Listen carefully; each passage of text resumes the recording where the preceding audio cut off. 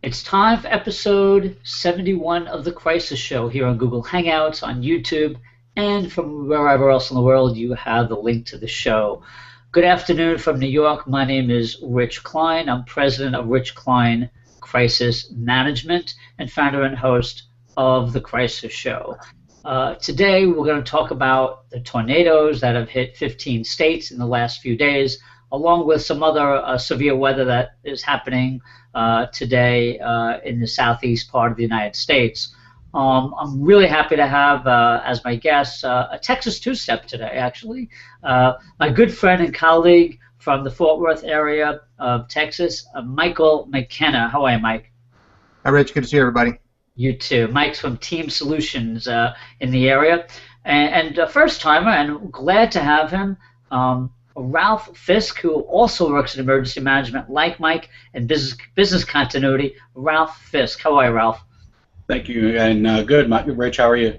Good, thank you. Great to see both of you. And yes, let's get started with this. We have 15 states that have been the site of tornadoes over the last few days.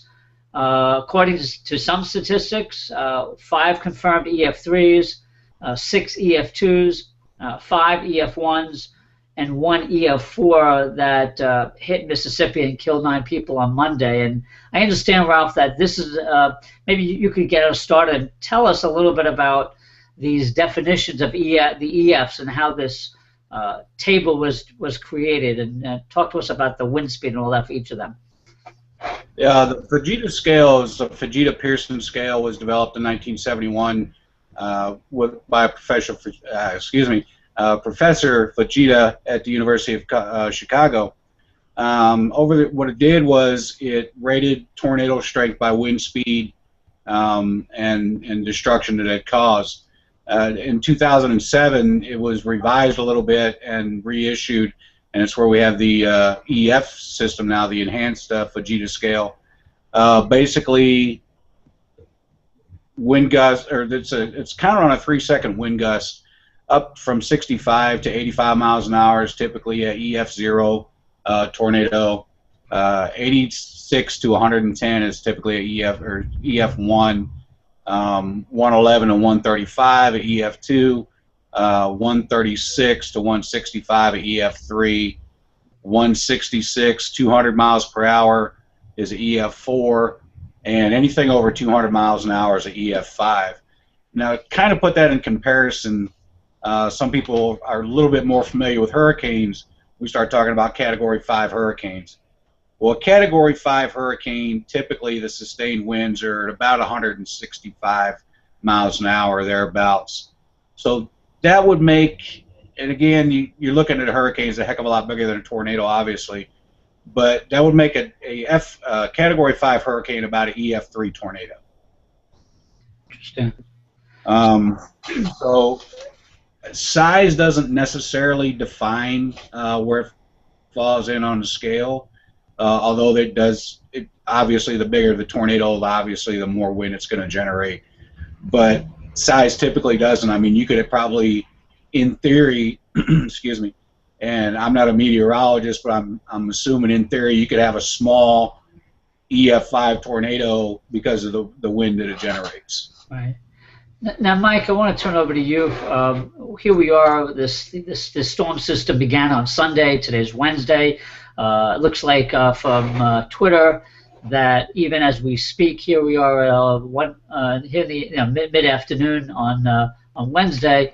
Tornado watch also issued for Virginia and North Carolina.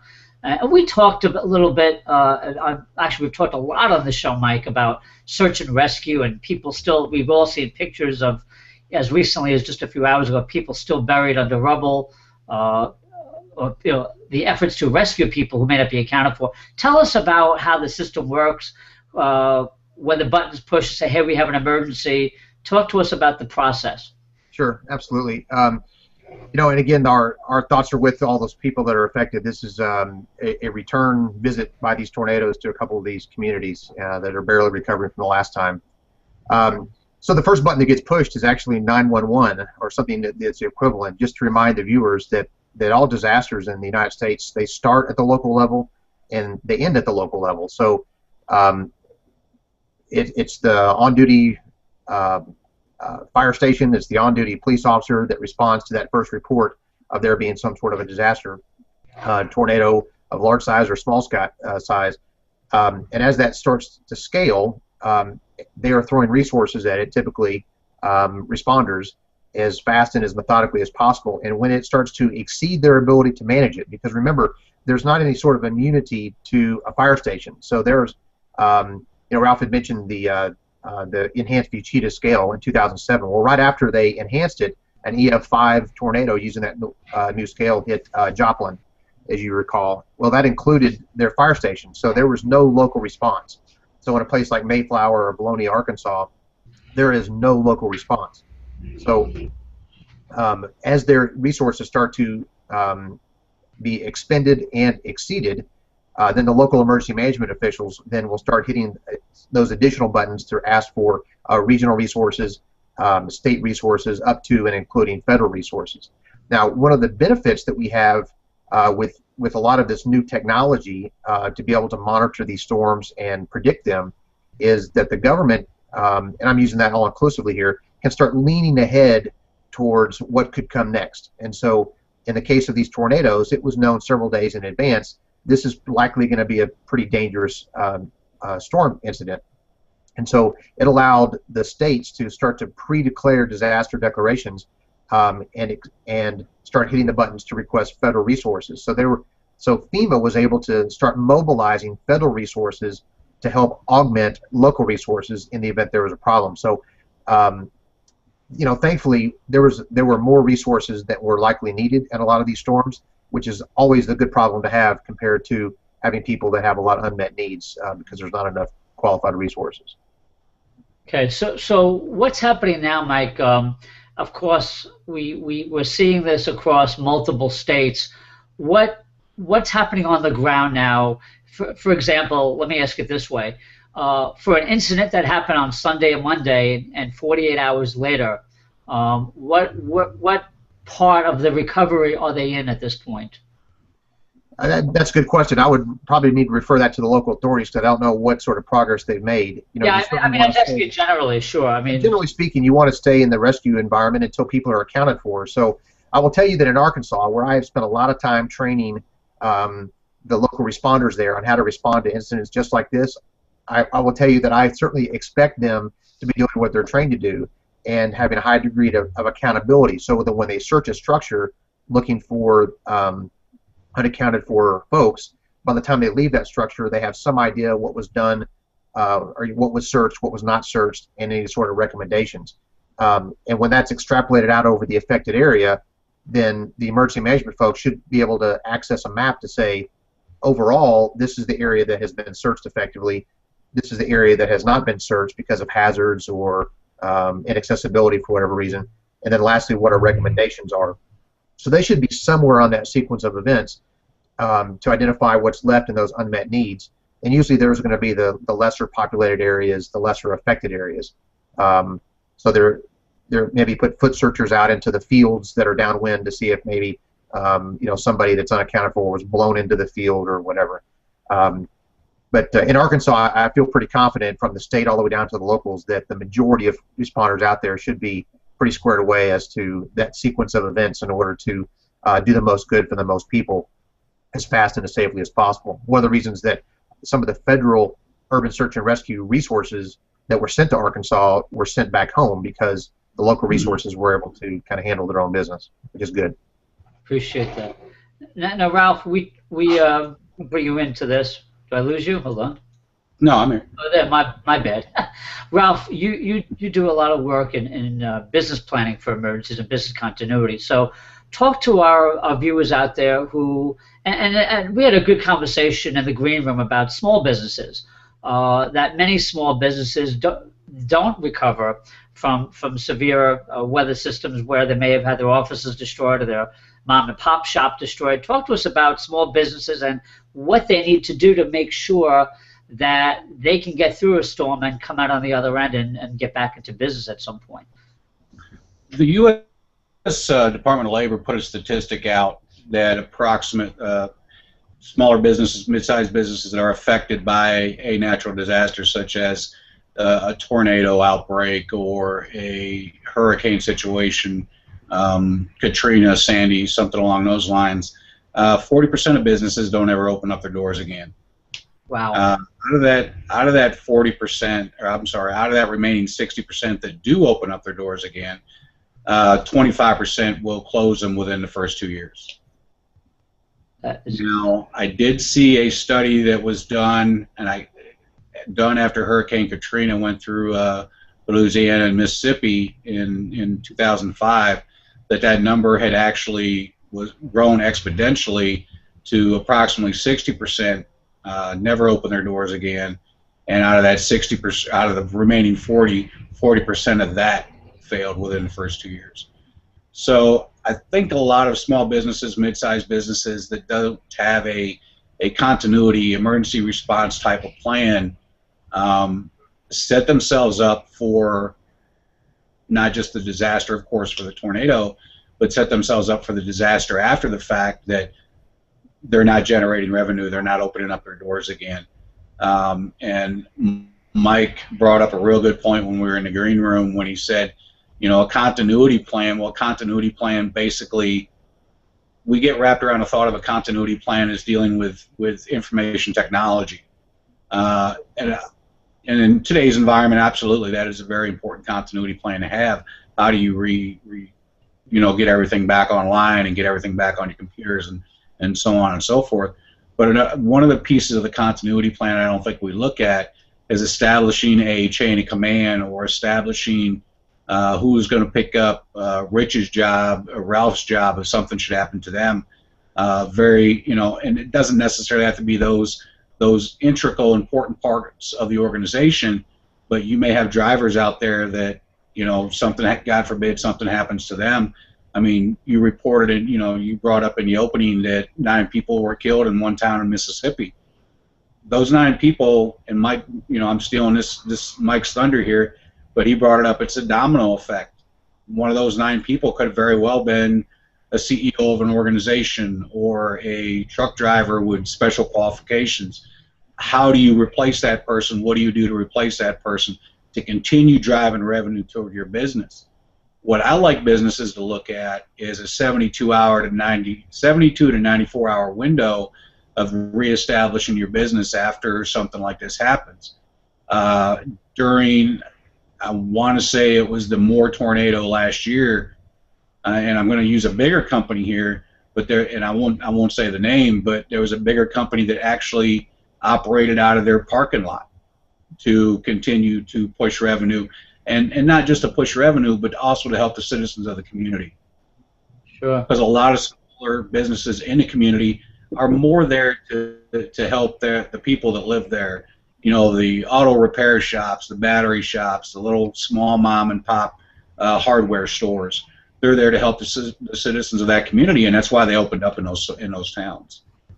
So Ralph, and I appreciate that. That was very helpful. Can you go down and I know you in your work you probably create very detailed, customized plans, but is there a checklist that you go over that people should know about in terms of at least taking the first steps to assuring that they could survive a tornado or storm and get back on their feet? Are there little things that companies and organizations can do to protect themselves and then minimize the damage?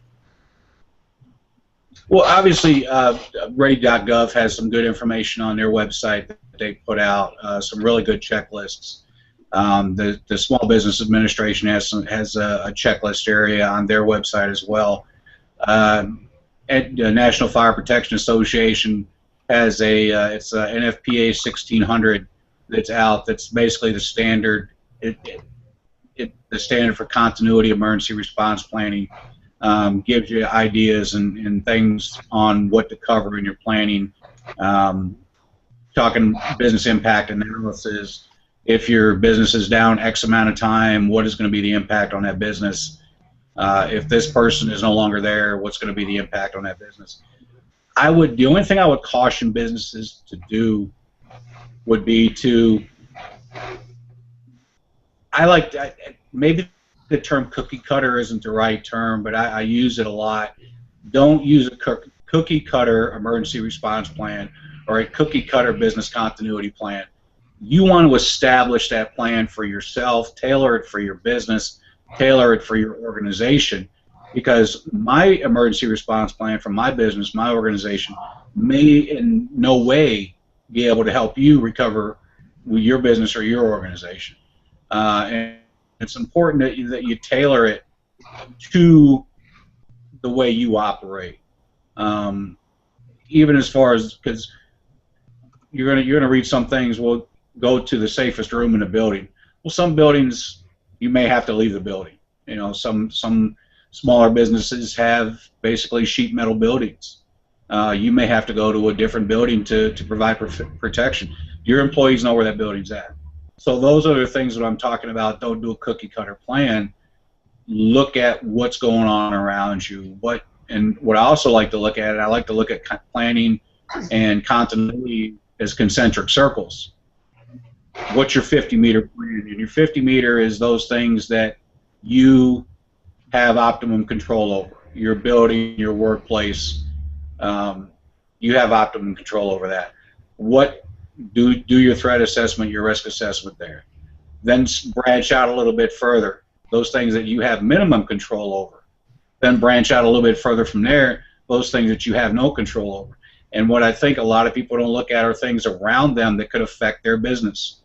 An example I'll give you would be a gas station or a bank, a liquor store, something like that gets held up, robbed, the gas station blows up. How is that going to affect your business? Now, I know there's systems at gas stations now to where they can hit a button and shuts everything off. Are you close to a major transportation corridor? So there's a lot to look at. Great. I think, Mike, you want to jump in on this and add something to it, but Ralph said.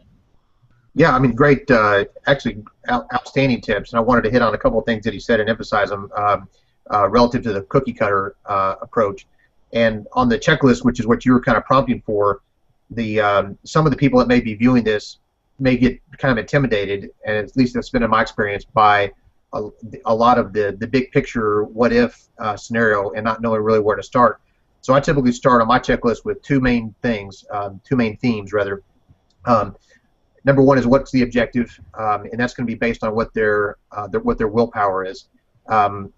Some companies just don't have the institutional will to make the changes necessary in order to protect their folks, and they're likely not the ones watching the show anyway.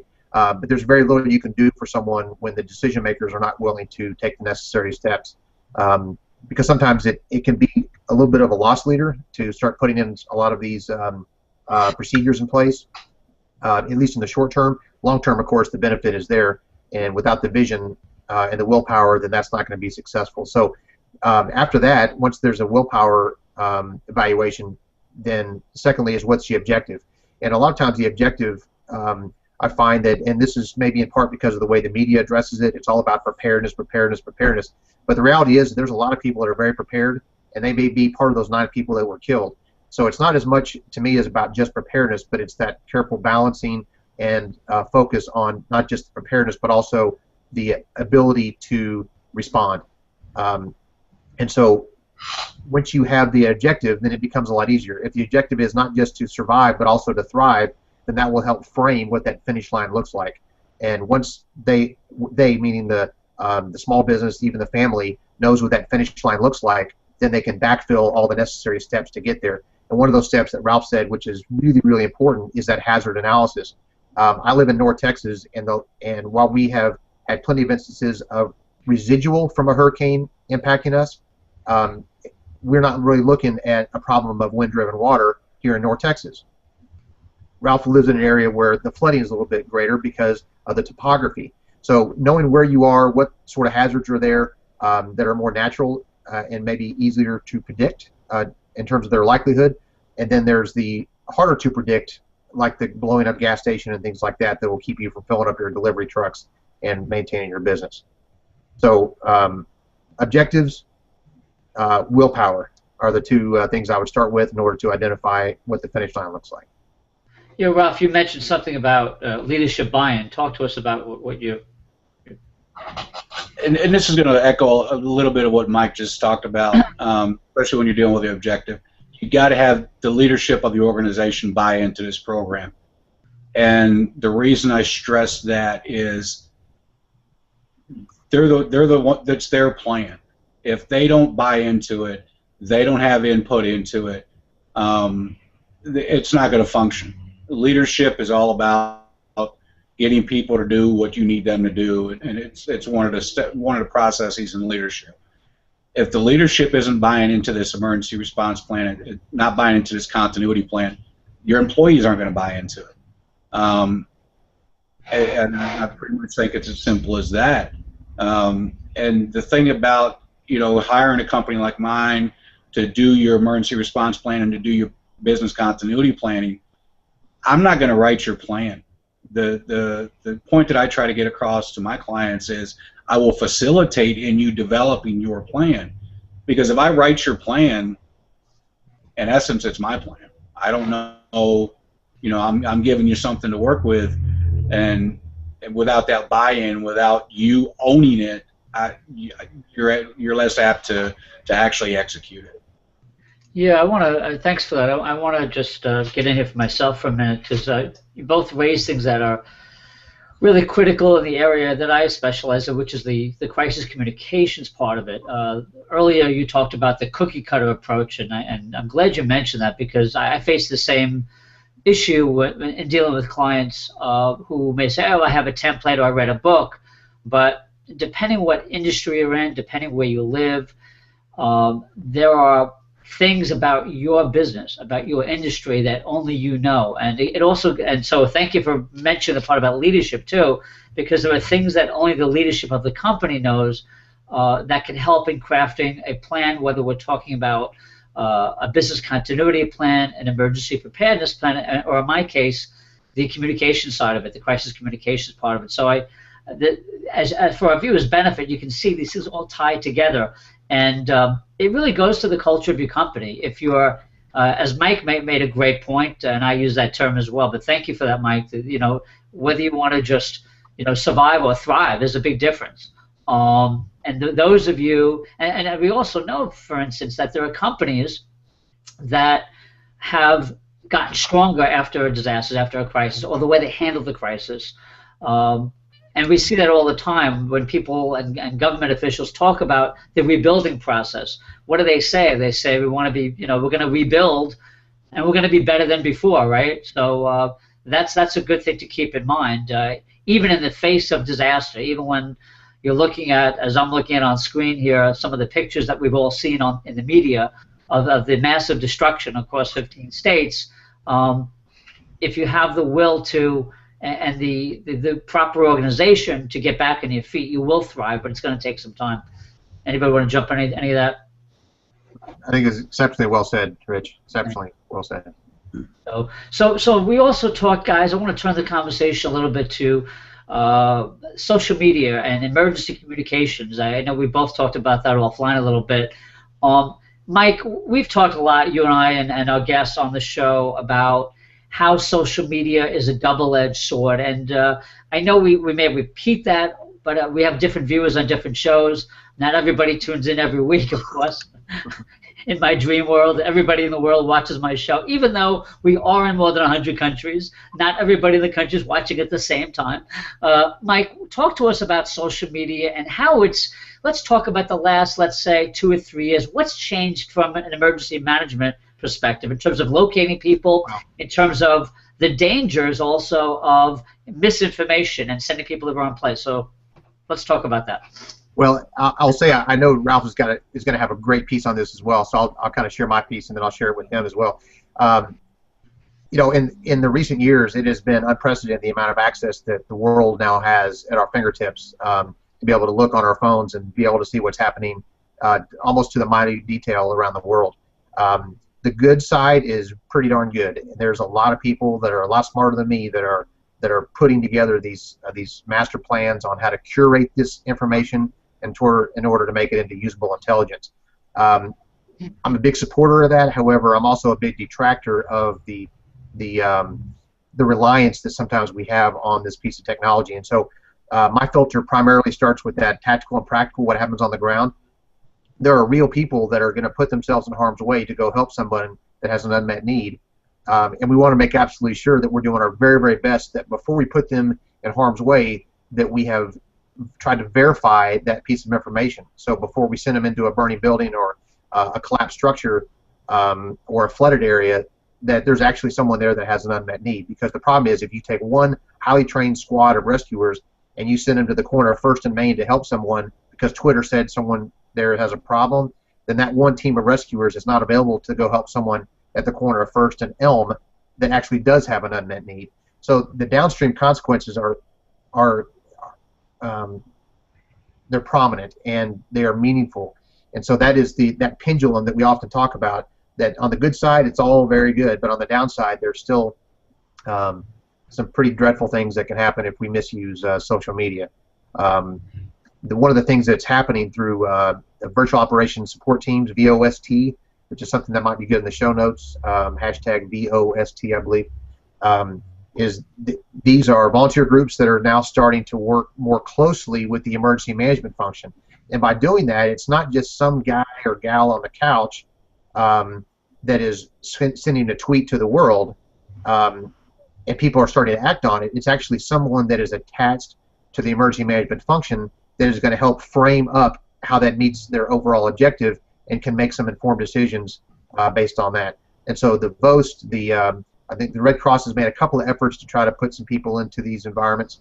But I think until we embed some of these social media folks, like they did in New York after Superstorm Sandy with I can't remember her name, but she did a really bang-up job getting information out. But until we can have it part of that emergency management function, I think social media is still going to be in its infancy and on the outside looking in. Yeah, I just want to, as you guys can see, I pulled up my Twitter account with the search term tornado for this reason. On the good side, at least from my standpoint, and I think we'd all agree, Twitter is the place, at least in the last I'd say few years, it's become the breaking news channel, if you will. It's the CNN of online.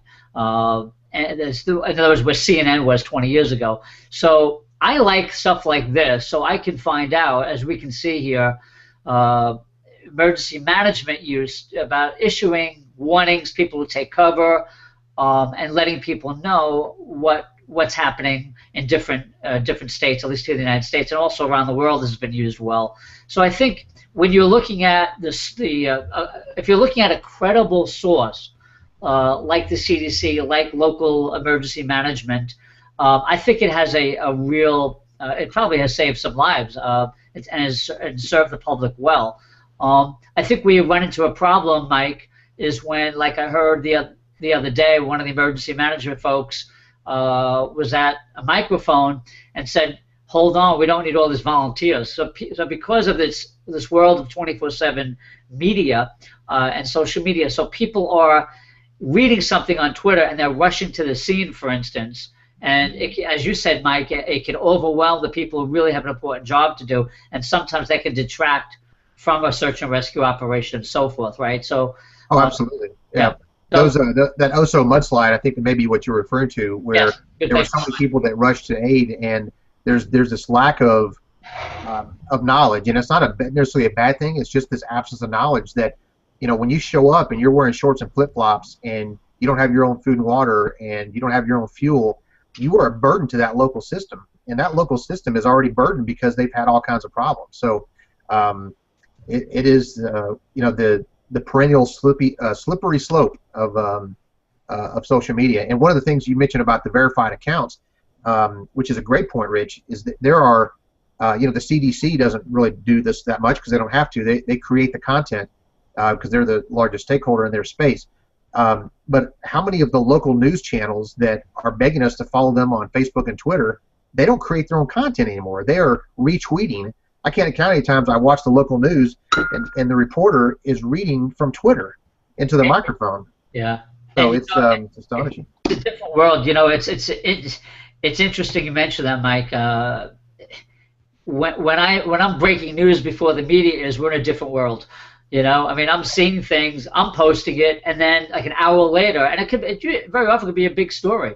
So everybody can be a broadcaster and a media outlet, if you will, and it goes again to what you said earlier about the double-edged sword. It's knowing who your trusted sources are for information. It's real important. Ralph, you made a good point here in our chat about the Boston bombing related to misinformation and disinformation. So I'd like to hear what you have to say about that.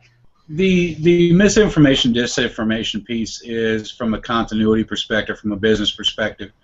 If you have something go wrong with a product in your organization, you're going to want to be on social media to see what people are saying about that product or about your organization, so you can hopefully get out ahead of it. You would know this, being a good PR guy, get out ahead of what they're saying and say, well, this did happen, but it happened because of this, instead of Ralph getting on Twitter and saying, well, these widgets are bad because they're faulty at the factory, blah, blah, blah. And that could be nothing further from the truth. The point I'm making about the Boston bombing, that Mike was kind of echoing what Mike was saying. Boston PD actually got on Twitter and was telling people, we need you to retweet this and get people away from this area because there could be secondary explosions or secondary devices, things of that nature. As far as the OEM piece, the Officer Emergency Management piece, the emergency management piece, a lot of counties are doing just that. They're doing great stuff with social media, informing their citizens and keeping the public informed about what's going on. Some counties haven't quite embraced social media yet as much as I would like to see them do. In Texas, for example, there's a few here that don't embrace it as much as I wish they would. But it's coming, and it's it's like anything new. It's going to have its growing pains. But I started playing with social media emergency management, and I'll call it playing with it because that's pretty much what I was doing at the start, in 2011. And I've seen it there's some great guys out there that put out great information, and it's original information. But there's great guys out there to put out information that work for OEMs and work for state agencies, and it's just blown up, to something that's, like you said, to CNN, if you will. Today, I mean, I don't really follow much news anymore. I look and see what's going on Twitter. Right. A lot of but again, and just touch one more thing on what Mike said. If you're doing this as a private person, you're sending information about tornadoes or you're sending information about disasters. One thing that I learned a long time ago when I first started doing this from a couple of very good friends of mine that I consider them friends or Twitter followers of mine, always verify twice at least. Always at least verify twice, 3 times if possible before you retweet. And I've been just as guilty of that as I'm sure a lot of people have. I'll see something, I'll be like, oh my goodness, and I'll send it out before I verify it. Just verify it as many times as you can before you send it out, because a prime example, and I'll quit with this one, was during Superstorm Sandy. I did it too. There was a guy out there that tweeted something about the stock exchange being underwater.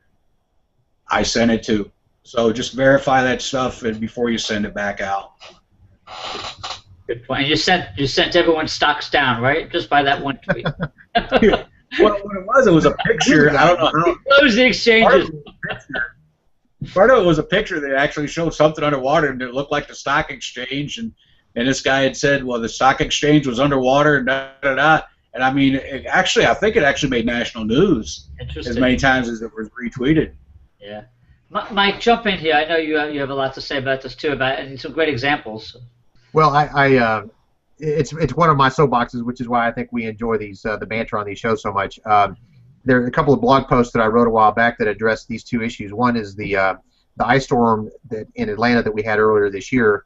The local emergency management folks, and it's pretty well documented at this point, but they were virtually absent, and unfortunately they said things on their Twitter saying we will be posting closings and this sort of thing at this Twitter feed. But then when you went back there hour after hour, day after day, there was just nothing there. Their excuse later was that they were too busy trying to support the local agencies. But the problem is that once you open that door, you can't shut it. And so people have this expectation, like Ralph was saying, there's one thing to not ever really engage on the front end at all, and that's a problem. But to say you're going to engage and you open that door and bring people to you, and then you don't give them any sort of guidance, it caused it was a contributing factor to that grossly bungled evacuation. I say evacuation. They were just trying to get everyone off the roads in Atlanta earlier this year. And then number two, which I still have a whole lot of heartburn about, was the Dormer. I think it was Dorner or Dormer, the knucklehead out in California that was former Los Angeles policeman, had a grievance, decided to start shooting people, and that manhunt was all over the place. And the San Bernardino County Sheriff and the rest of the agencies that were involved were very active in social media, and it got the word out there.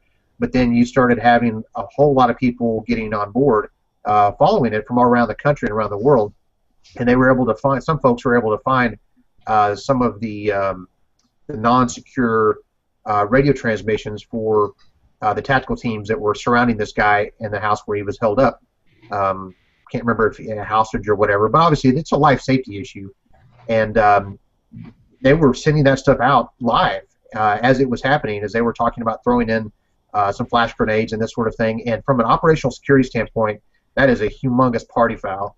And I think that's where I think just as a citizen, as groovy it is to kind of hear and see some of that stuff, it's not the movies, man. There's some real lives on the line, and I think that would be what I would consider an overuse of social media and misplaced use. Thank you for that. I'd like to start wrapping up the next few minutes, but I want to try something a little different to wrap up the show. Not totally different, but just there was a press conference yesterday in Mississippi that I just called up, and it was Governor Phil Bryant and his emergency management director Robert Latham, and I think it might be good just to show the viewers what some of these protocols look like in terms of a press conference, because we're going to show you a video clip, and I haven't seen this yet. I'm going to do a little analysis on the fly, and of course, I want you guys to jump in as well. I want our viewers to see just a couple of minutes of this clip to see how to communicate in a crisis, to make sure that you communicate the proper tone when there's deaths and injuries, and to make sure you're giving out good information that's useful to the public. So is that okay with you guys to look at this for a couple of minutes? Absolutely. Okay. Super. So let me just call this up here. Always takes me a second to get it on screen. All right, we're going to hit the play button. Here we go. Nothing as severe that we know of, but this is very early stages of these reports. I would like to emphasize that we are receiving information from first responders that are on the ground in the Tupelo area, and so as you might imagine, there is some bit of a rush to get information in to MEMA. We're filtering through that information, trying to verify as much of it as we can. The second area of great concern is in Winston County. We believe that there is severe damage also in and around the Louisville area. We have, again, search and rescue units that are there in Louisville, and as well as in Tupelo. I just spoke to the mayor a few moments ago, and their emergency response center in Tupelo, Mississippi.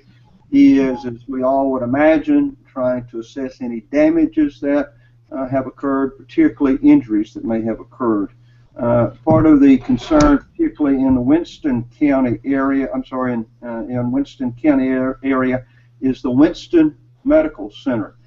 We have had early reports that the Winston Medical Center has received damage from a tornado. Walls are down. Some gas leak is occurring. We'll talk more about that from just a moment from Jim Craig at the Department of Health. I would stress immediately that we are under a tornado warning in Hinds County and in Warren County.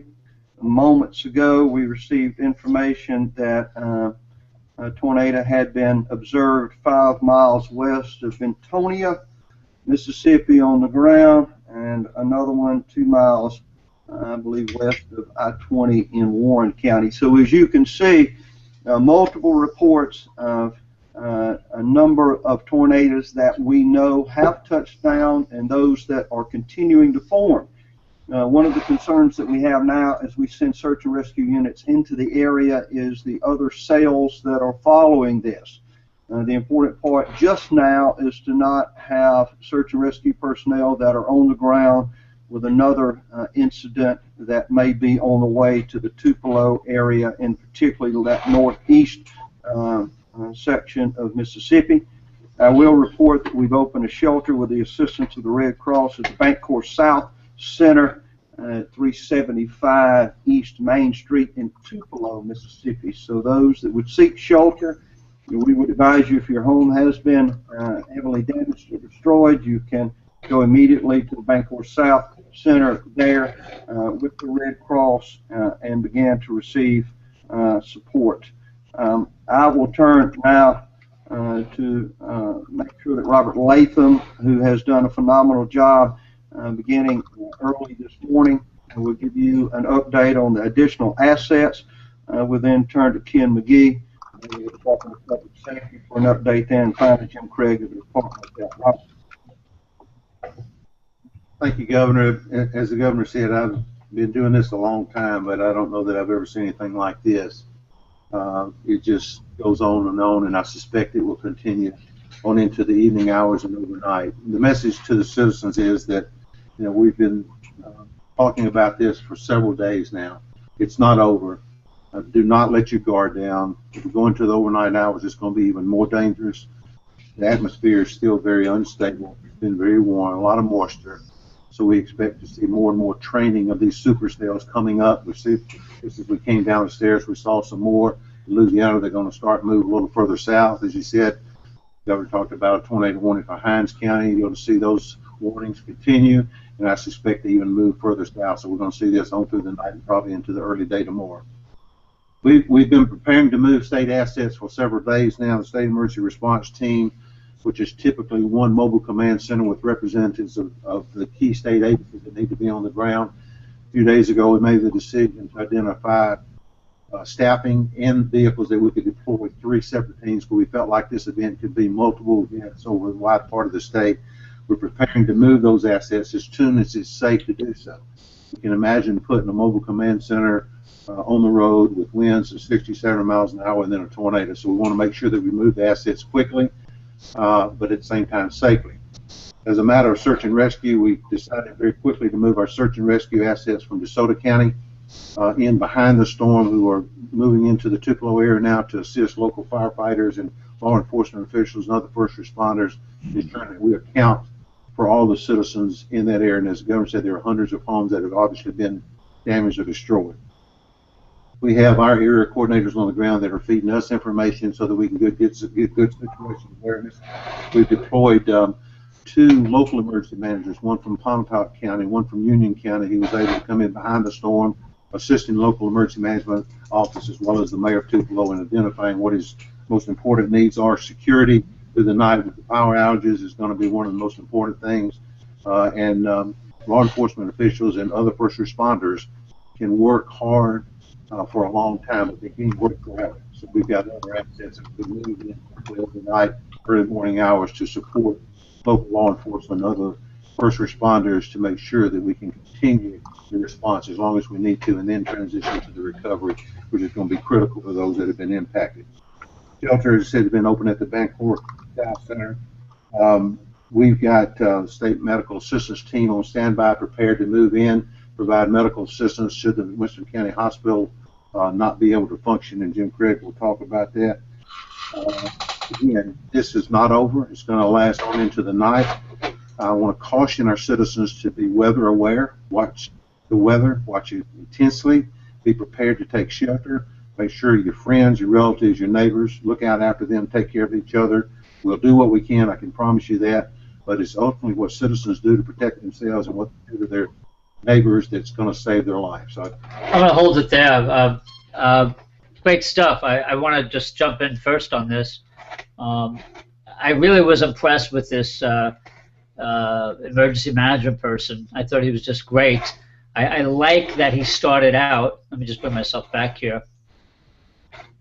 I like that he started out immediately saying, this is not over.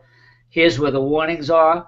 And he instructed people about the important things to do first. I think that was really critical.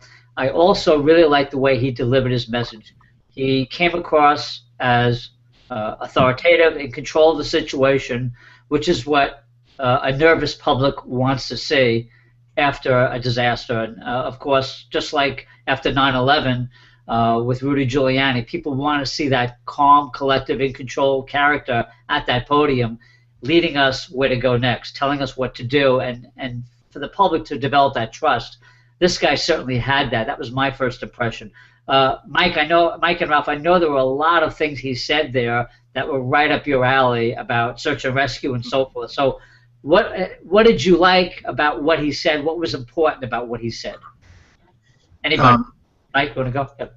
I didn't have a lot of context as to what the run up to that. I assume it was a we missed part of it. Scheduled briefing. Happening at 9 in the morning and 5 in the afternoon or something along those lines. So you've got media present looking for those newsworthy nuggets to be able to reprint in the newspaper. But I assume that you also have a lot of the citizens who they were primarily responsible for. And when the first guy gets up there and he starts talking about we've got a tornado on the ground here, here, and here, and then he moves on. Now, he's in a hardened shelter probably, but if I'm a guy watching this and I live in those areas, I'm screaming at him on the TV. What do I do? What do I do? Yeah. So a little more action orientation. The second fellow was. I'm going to interrupt you for a second, if you don't mind, for 10 seconds. It's really important. That was Governor Bryant, and you're exactly right, and that struck me as well, which is he's going over information, and I don't know when he got the latest information, and then he said, and right now we have a warning here, and I'm saying to myself, that's the most important information. If he had that at the start of that news conference, the first thing he should have said. Yeah, I totally agree. What happened already, and statistics, you got to start out with the most critical information that's going to save lives. Right. For people who are tuning in and they have 10 minutes to get in a, what do they call it, a safe place, right? So, right. Yeah, so good point. I want to make it even stronger that because I thought the governor looked uncomfortable there and was not thinking about what's the most critical thing my constituents need to know. So again, Mike, I'm sorry for the interruption, but I wanted to... No, and actually, I'm glad you said that because it actually just underscores why it's such a problem for me. Again, without having any context, he's wearing a MEMA shirt, which is the Mississippi Emergency Management Association, and if he's the governor, I would rather him be a governor. I don't want him to be parading around in a costume because when I see someone with that shirt, I'm going to be tuning in to what he's going to say because I think he's going to be speaking as an emergency manager. And obviously, he wasn't doing that. What hat are you wearing? Right. Yeah. I mean, I'm sure there's an image consultant that told him why to do that. No, I've done that too, and you're exactly right. I would have advised against it. You're absolutely right about that. He's the governor. He has a role, and that was not his role. Yeah, I totally agree. I would rather hear, what the action items are first, and then have him, stand up there and kind of thank everyone. It's not the first time, certainly won't be the last, that you've got a politician racing to the microphone, and there's probably some on the good side that gives us a little bit of comfort. To hear from the head guy or gal, but on the other side, I'm thinking, let delegate the job to your emergency managers and let them handle it. Right, and I want to pick up on that and that's a great point. The governor's role, or for those of you watching, mayors, town supervisors, governors, your role is to look at the big picture, express the condolences, the compassion. That's the political role. But as we all just saw, the real important operations information, the warnings, that should come from the emergency management folks, as we just saw. So the governor should have gotten up there if he already, and I think this happened before they knew the death toll, but let's say you have a news conference, there's been some deaths or injuries, you get up there for a minute, no more, express the condolences, thank your administration, the people who are helping save lives, and then turn it over to the experts. And Ralph, you made a point about that as well. I think you want to jump in here on that? Yeah, it's one of the things that struck me, and I think he said it something along these lines. He said that there was a tornado warning ongoing 5 minutes ago in this county. And I know he knows this. Tornadoes move really fast.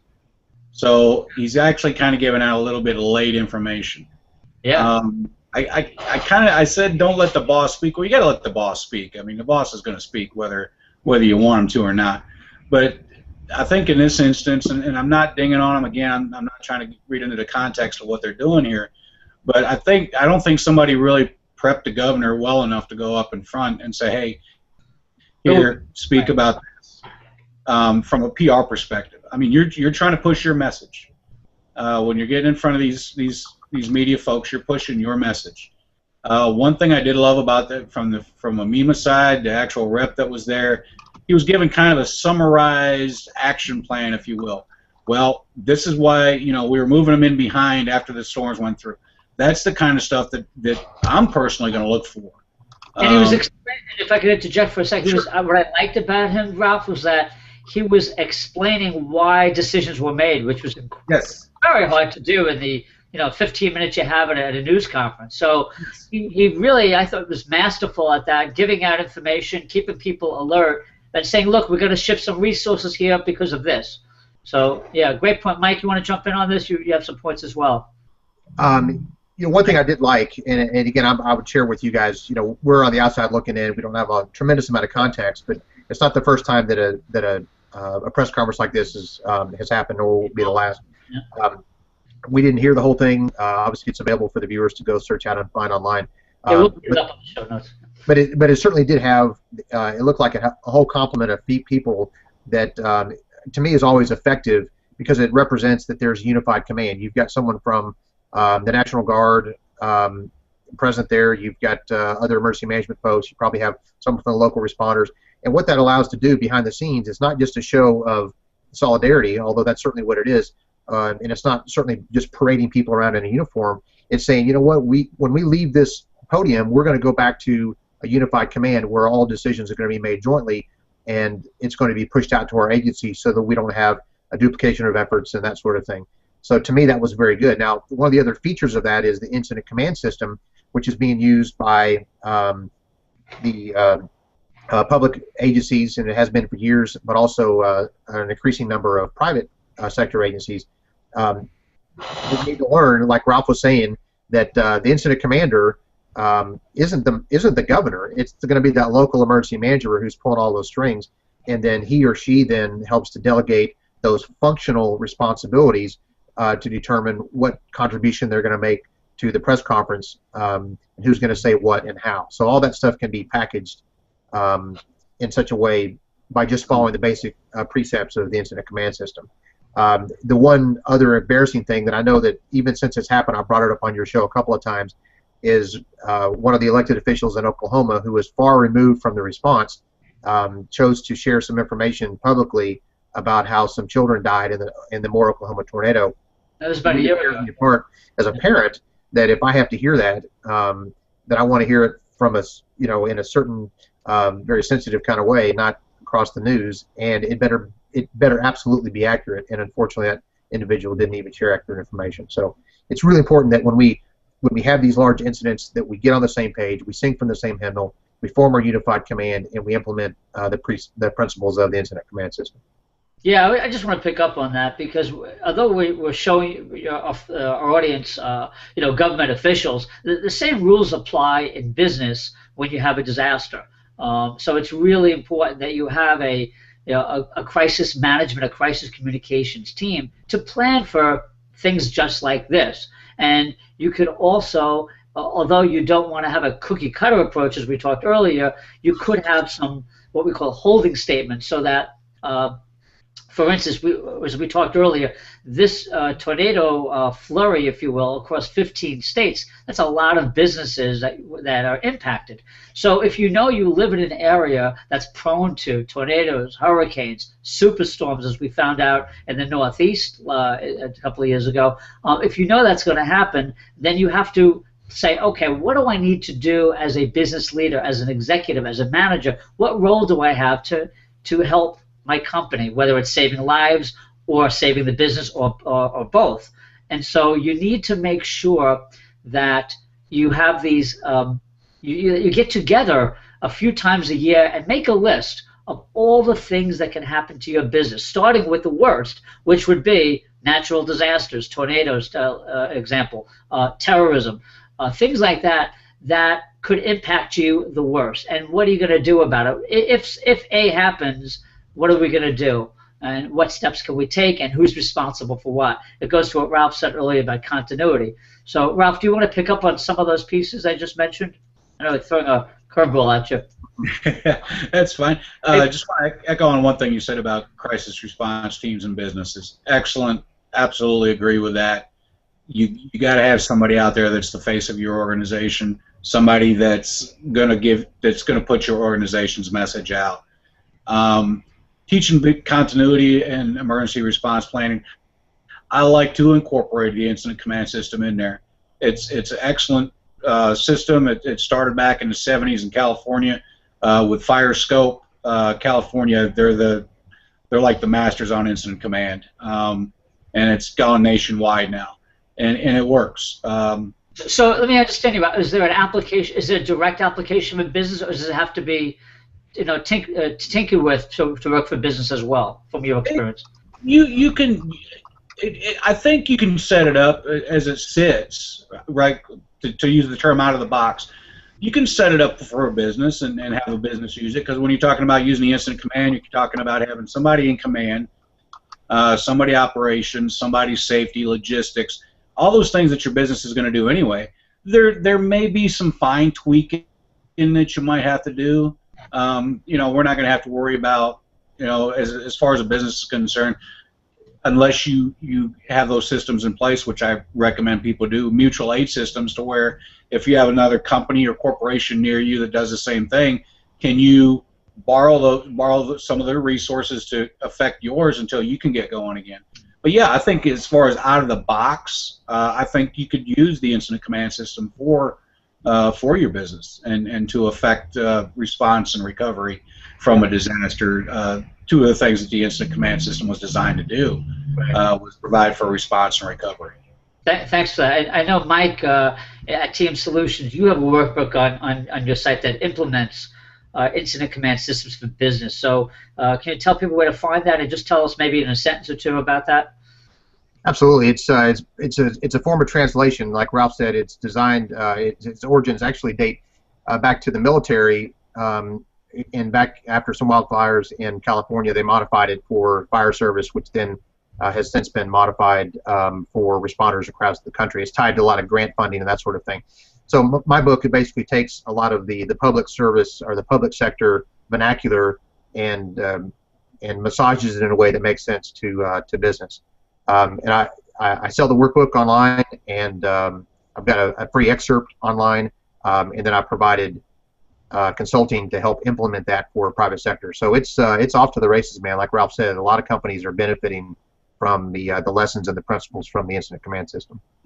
Interesting. I was just reading on Twitter. I was just kind of going through this Twitter feed. Just something interesting that using drones now to assess damage, which is fascinating. Right.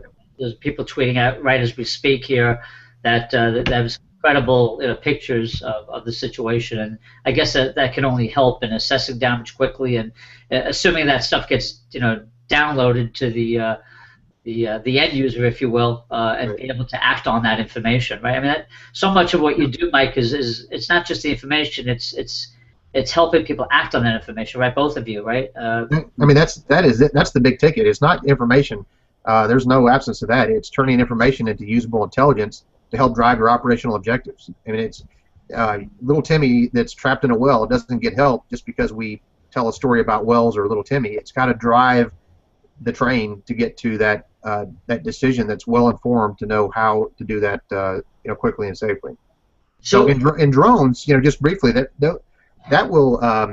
that needs to be part of the conversation. There's a whole lot about the negative aspect of drones used in the United States, because we hear mainly a lot about how they're used as an offensive weapon. But holy moly, there are some tremendous benefits to that. And I'm not suggesting that this turn into a referendum on that. I just think that the use in a disaster needs to be part of that conversation, because that situational awareness is very helpful. You lose a $100,000 drone because of high wind or whatever, you're still a lot better off than losing a whole squad of rescuers because you didn't know that there was a barrel of methyl ethyl death leaking or something.